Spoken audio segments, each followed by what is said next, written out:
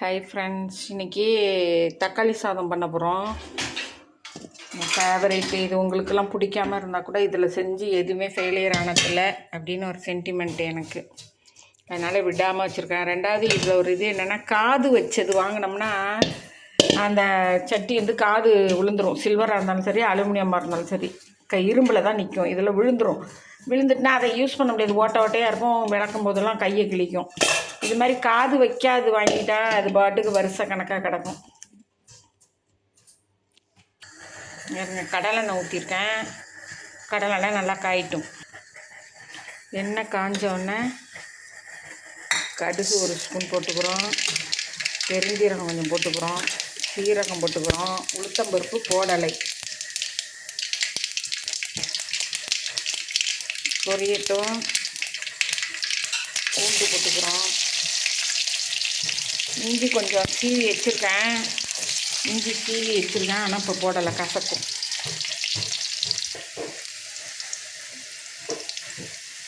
பச்சை மிளகாய் 2 போட்டுக்கிறோம்.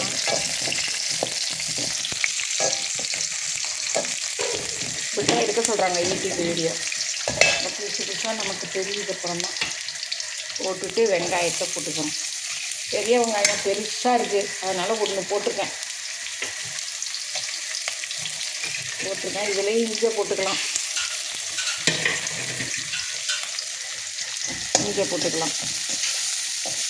பாதி அப்படியும் பாதி இப்படியும் பண்ணியிருக்கேன். பார்த்துக்கங்க, அட்ஜஸ்ட் பண்ணிங்க. அடுத்ததுக்கெலாம் இப்படி எடுத்துக்கிறேன். ஷார்ட்ஸ்னால் அப்படி எடுக்கணுமா, வீடியோஸ்னால் இப்படி எடுக்கணுமா, இதெல்லாம் புதுசு தானே. நம்ம ஒன்று தெரிஞ்சுக்கிறோம். உப்பு போட்டுக்கிறேன். இப்பயே நல்லா வெங்காயம் நல்லா வதங்கட்டும். தக்காளியை அரைச்சி வச்சுருக்கேன். ஏன் தெரியுமா அரைச்சி இப்படி வச்சுருக்கேன்? அந்த தக்காளி கொஞ்சம் கூட வணங்காது, அப்படியே கிடக்கும். அந்த நாட்டு தக்காளியாக இருந்தால் தோல் மெலிசாக இருக்கும். இது தோல் கடினமாக இருக்குது. இது ஒன்றும் கிடையாது. கொஞ்ச நாளைக்கு நல்லா அந்த தக்காளி வதங்கி இந்த பாருங்க செவந்து வந்துடுச்சு. இப்போ இந்த தக்காளியை போட்டுரும். அரைச்சி தான் வச்சுருக்கேன் கைஸ். ஏன்னா இந்த தக்காளியே எனக்கு நம்பிக்கையே கிடையாது. இது வதங்காது, அப்படியே கிடக்கும். பிள்ளைங்க சாப்பிடாது. அதனால் தக்காளியை ஊற்றிருக்கேன். நல்லா கொதித்து சுண்டி எண்ணெய் பிரிஞ்சு வரட்டும். இந்த அளவு கொதிச்சிருக்கு. இப்போயே நம்ம மிளகாத்தூள் போட்டுப்போம். ஏன்னா கொதிக்கிறதுல கொஞ்சம் அந்த வாசம் போட்டு. இந்த காஷ்மீர் சில்லி பவுட்ரு கொஞ்சம் கலராக இருக்கும். அதில் 1 ஸ்பூன் போட்டுக்கிறேன்.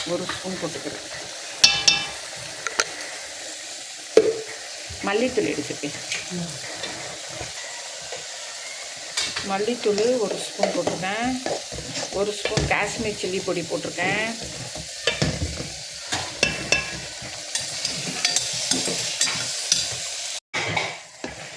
இப்போ எல்லாம் எண்ணெயெல்லாம் சுண்டி வந்துச்சு. மிளகாத்தூள் கொஞ்சம் 1 ஸ்பூன் மல்லித்தூள், 1 ஸ்பூன் மிளகாத்தூள், கரம் மசாலா தூள், கொஞ்சோண்டு மஞ்சள் பொடி போட்டிருக்கேன். நல்லா சுண்டிட்டு கொஞ்சம் எண்ணெய் பிரிஞ்சு வரட்டும். வந்தவுடனே சாதத்தை போட்டு கிளறுவோம். பாருங்கள், எண்ணெய் பிரிஞ்சு வந்துச்சு. பார்த்தீங்களா? இப்போ சாதத்தை போட்டு நம்ம கிளறுறோம். கிளறி கொத்தமல்லி புதினா தூவி இறக்கிக்கலாம். புதினா வேணுங்கிறவங்க தூவிக்கலாம். ஆனால் புதினா தூவினா நல்லாயிருக்கும்.